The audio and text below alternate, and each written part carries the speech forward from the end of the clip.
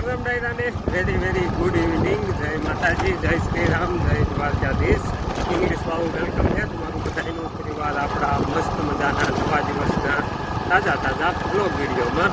અને આજનો આપણો બ્લોગ છે ને એ ચાલુ તો એ રોંધાના લગભગ 4:45 વાગે આજુબાજુ. અને અત્યારે મેં ક્યાં જઈ છે દીદી? નિહાળે ભાઈને મૂકવા. કયા ભાઈને? જયભાઈને. તો આજે છે ને મિત્રો, હવે આપણે થોડાક દિવસો પહેલાં બધા વેકેશન કરવા આવ્યા હતા દિવાળીનું. અને દિવાળીને બેસતું વર્ષને એ બધું પૂરું થઈ ગયું. તો હવે છે ને બધા પાછા નિશાળ બાજુ રવાના થવા મળ્યા છે. તો સૌથી પહેલો વારો આવી ગયો છે અમારા જયભાઈનો. તો જયભાઈને મૂકવા હું, દીદી અને રાજભાઈ અમે થઈને નીકળી ગયા આવી.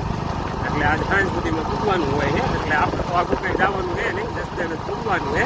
તો અધ વચ્ચે તો આપણે પૂછી વચ્ચે ગયા આવી. અને દીદી તમારે કંઈ કહેવાનું છે? શું કહેવાનું છે?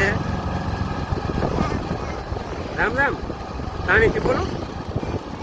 રામ રામ. બીજું કાંઈ? હે? બીજું શું? બીજું કાંઈ નહીં. આ શું જાય છે? હે? બોલો, હમણાં બળદ ગાડું નીકળ્યું હતું, શું હતું? બળદ ગાડું. તો મસ્ત મજાના સુરત દાદા હાથમાંની તો હજી વાર છે, પણ ઠંડુ વાતાવરણ છે. અને અમારે બધાને ખાવાને એવું બધું લેવાનું ચાલુ છે. અને ભેગી પાછી વરસાદની આગાહી એવું બધું છે. અત્યારે એને પીપળિયાને દુકાને બે આવ્યો છે. હું, સીધી રાજભાઈ અને જયભાઈ અમે થઈને જસદણ બાજુ નીકળી ગયા છે. જસદણથી લગભગ હવે 8-10 કિલોમીટર જેવા કહેતા છે. અને જો આ બાજુ અમારે જયભાઈ બેઠા છે. જયભાઈ તો દેખાડે ને મજામાં ને? જયભાઈને એને વાત આવી છે. હાલો હવે જસદણ એને થોડી ખરીદી કરવાની છે બજારમાંથી. બધું કરીને જસદણ જયભાઈને મૂકી અને પછી લઈ આવશું. દીદી હોય તો લઈને લેવાની છે. હે? રહી જાય છે ને ભાઈ, આજે મજા આવશે. નથી એવું? અને ભાઈ શું દેશે? તને શું દેશે ભાઈ? ભાગાત છે. હે? હે? ભાગત નહીં લાવે તો શું આપશે? વેપર લાવશે એ આપશે. તો ચાલો ત્યારે ફટાફટ પૂગી જાય જસદણ. 6 વાગવા આવ્યા છે અને આપણે પૂગી ગયા છે જસદણ. અમારે જયભાઈની સ્કૂલ રહીને ત્યાં કણે જયભાઈના એક મિત્ર છે ને, એ હાલ્યા આવે છે રસ્તામાં છે. તો એની વાટે બહાર ઊભા છે. અહીંથી ને તમને અમારા જયભાઈની સ્કૂલ પહેલાં બતાવી દઉં. તો જો આ બિલ્ડિંગ દેખાય ને, આખું બિલ્ડિંગ છે એ જયભાઈની નિહાળનું છે. એની ઓફિસ આજે ઓલા લીલા પતરા દેખાય ને ત્યાં કણે છે. ઝૂમ કર્યું, જો આ પતરા દેખાય ને એ ત્યાં એની ઓફિસ છે. અને નિહાળનો એન્ટ્રી ગેટ જો ને એ જો આગળ ઓલા આપણે આ જે ગેટ દેખાય ને તોરણને એવું બાંધેલું, ત્યાં છે હોસ્ટેલનો એન્ટ્રી ગેટ. તો ત્યાં મૂકવા જવાનું છે. જયભાઈના ભાઈબંધ આવે ને વાટે ઊભા છે. દીદી તમારે એને રહેવું છે ભાઈ રે? હે? તમારે રહેવું છે અહીં ભાઈ રે? જયભાઈ ને રાજભાઈ ને દીદી ને બધાને શું કહેવાય આઈસ્ક્રીમનો નાસ્તો કરાવ્યો. અને જયભાઈને કોટ ને એવું લેવાનું હતું ને, સ્વેટર ને એવું આવવાનું, તો એ બધું લઈ લીધું છે. હવે એના ફ્રેન્ડ આવી જાય ને એટલે બેને એકાદે શું કહેવાય એડમિશન આપી દેવી. એડમિશન તો નહીં પણ ટૂંકમાં હોસ્ટેલમાં મૂકી દેવી. એમની રાહે સુવી. સુરજ દાદા તો લગભગ આથમી ગયા છે. તારે એવું છે દીદા એને? નહીં પડતો નહીં. દીદીને બાય બાય કરતો જા. હે જયભાઈ, દીદી યાર બાય બાય કરી દે. દીદી બાય બાય કરી દે ભાઈને. હાલો મારે જયભાઈ જાય છે. Bye bye. તારે જવું છે પણ હજુ જવું છે તારે? હાલો હાલો. જયભાઈ વ્યા ગયા છે. હાલવા મને આમ સીધી. હે? તારે જવું છે? હાલો હાલો હાલો સીધા હાલો. અમારે જયભાઈના મિત્ર હજી નહોતા આવ્યા એટલે પછી જયભાઈનું એડમિશન અત્યારે આપણે કરાવી દીધું છે. થોડીક અહીંયા વાટે દેવી એ આવે ને તો એમના વાલીને એને બધાને મળતા જાય હું અને વ્યા જઈશું. જયભાઈ તો એના રૂમમાં જવા હતું નીકળી ગયા છે. પાછું એને અહીંયા છે આલ્ફા નવોદય ટ્રેનિંગ સેન્ટર. જયભાઈને સ્કૂલે મૂકી અને પાછા અત્યારે છે ને ઘર બાજુ હાલતા થઈ જાય. અંધારું થઈ ગયું છે અને ટાઈમે તે લગભગ 6:30 જેવો થવા આવ્યો છે. રસ્તામાં અત્યારે અમે ક્યાં છે ખબર છે? કેલા સોમનાથ મહાદેવ મંદિરે. તો કેલા સોમનાથ મહાદેવના દર્શન કર્યા અને મંદિર જોઈ લો. આમ મેં પણ દેખાય ને ત્યાં મંદિર છે. મંદિરેથી દર્શન કરી અને પાછા હાલતા થઈ જાય. અમારે ખુશી દીદી અને રાજભાઈ જો હાલા જાય છે પાછા. હે દીદી, ખુશી દીદી,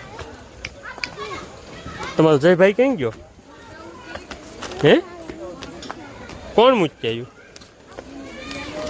હે, તો અત્યારે મંદિરના ગેટ બધા નીકળી ગયા છે. હાલો સીધા સામું જોઈને હાલવા માંડો. અને હા મેં તો બીજું મંદિર છે ડુંગર માથે, અને ત્યાં અત્યારે જવાનું થતું નથી કેમ કે મોડું બહુ જાજુ થઈ ગયું છે. અમારે ખુશી દીદીને ભૂખ લાગી છે. હે, હાલો ઘરે જઈને ખાઈ લેવું ને. હાલો અને મેં અત્યારે આવો કંઈ છે અને આ બાજુ તે જોઈ લ્યો. અને આ છે મંદિરનો ગેટ કેલા સોમનાથ મહાદેવ. હાલો માંડો. અમારે દીદીનું ધ્યાન બહુ રાખવું પડે. રાજભાઈ મોરે હાલતા થઈ ગયા છે. હાલો ને બાપા, હાલો ને. એ શું કરો છો? ધમકડું લેવાનું છે? શું લેવું છે?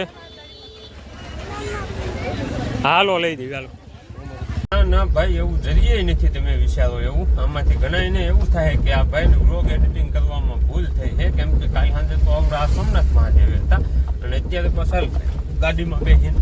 તો મિત્રો એવું છે કે સાંજે આપણે પછી છે ને અંધારું થઈ ગયું હતું ને અમારે ખુશી દીદી આવ્યા હતા એટલે પછી શું કહેવાય એને ઊંઘ આવતી હતી એટલે ગાડીમાં નીમાં ભાઈ કાંઈ ઘરે પૂજા આવું પાણી પીધાને પૂઈ ગયા છે. તે કાલે આખો દિવસ કામ જ એટલું હતું એટલે થાકી ગયા હતા. તો પછી વ્લોગ નહોતો બનાવ્યો એટલે આજ આપણે પાછું બીજા દિવસે સવારના પોરમાં વ્લોગ ચાલુ કરી દીધો છે. તો નવા દિવસના બધાને જાજા કરીને રામ ને આપણે મસ્ત મજાના બાબલા જેવા તૈયાર થઈ અને આ આપણે લક્ઝરિયસ લેમ્બોર્ગિની છે એની માઇલ પર બેસી ગયા હતી અને અત્યારે હળવું આપણે નીકળી ગયા હતી આપણી દુકાન બાજુ જવા માટે. અને તમે બધા છે ને ભાઈ ગુજરાતના ખેડૂત ભાઈઓ માટે બહુ જાજી બધી પ્રાર્થના કરજો. એનું કારણ તમે જોઈ શકો છો. આ હે ને આમ બધી વાદળા દેખાતું છે કેમ કે બધા ખેડૂતને અત્યારે ભાઈ કપા વીણવા ઉપર આવી ગયેલો છે. માંડવીના પાથરા પડામાં પડ્યા છે અને વરસાદ ભાઈ આકાશી આફત છે ને આવી ગઈ છે. તો તમે બધા ગુજરાતના ખેડૂત ભાઈઓ માટે ભાઈ પ્રાર્થના કરી રહ્યો. જેને ખળા લેવાઈ જાય છે ને એને જો આ રીતના પડામાં છે ને વાડીઓમાં જે માંડવીના ડગલા પછી જે આપણે માંડવીનો પાલો આવે કે જેને ભૂકો કે એના પડામાં ડગલા પડ્યા છે તો બહુ નુકસાની થાય એવું છે. એટલે બધા ખેડૂત ભાઈઓ માટે પ્રાર્થના કરજો. આ રીતના જે ખેતરોમાં ભાઈ પાથરા પડ્યા છે માંડવીના. એક તો છે ને આ જે ઓલો શું કહેવાય ભૂકો રહ્યો માંડવીનો એ વાંસલા વરસાદ થાય ને એના લીધે ઘેરું આવી ગયો હતો એટલે ત્યારે હાવ કાળું મસદ થઈ ગયું હતું ને માંડવી એવી કંઈ ખાસ થઈ નથી. તો પ્રાર્થના કરજો કે વરસાદ ન આવે એમને જાળવી જાય તો ખેડૂતનું એમને રહી જાય. કેમ કે જોઈ લો બધી બાજુ આ બાજુ બધી પાથરા કરેલા પડ્યા છે. હાલો પણ આપણી દુકાન છે, દુકાને પહોંચી જઈ અને આપણું આગળનું કામકાજ છે એ ચાલુ કરી દઈએ. વરસાદની આગાહીના ભાગરૂપે આપણે છે ને આપણે માંડવી અને માંડવીના પાલાના સુરક્ષાના પગલાં લઈ અને બધું છે ને વ્યવસ્થિત રીતે ઠેકાણે પાડી દીધું છે. માંડવી જેટલી હતી ને એ બધી ટ્રેક્ટરની ટોલીમાં ભરી અને આપણે છે ને અહીંયા દુકાને ગોડાઉન રહ્યું ને ત્યાં કાગળ પાથરી અને ઠલવી દીધી છે. અને પાલો હતો ને એ બધો આપણે નાઈને જ્યાં ઢગલો હતો ને ત્યાં વ્યવસ્થિત રીતે કાગળ લઈને જતા ને તો એ બધું ત્યાં ઢાંકી દીધું છે. અને હવે છે ને આપણું પ્યોર ફોકસ છે આપણા કાણાની સફાઈ બાજુ. તો હવે છે ને આ જે ફિલ્ટરનો મેલના જબલા પડ્યા ને એ બધા વ્યવસ્થિત રીતે ગોડાઉનમાં મૂકવા જવાનું છે. કેમ કે આ આખો રૂમ રહ્યો ને એ ખાલી કરી અને આ બધું લાદીને એવું ધોવાનું છે એ હાટું.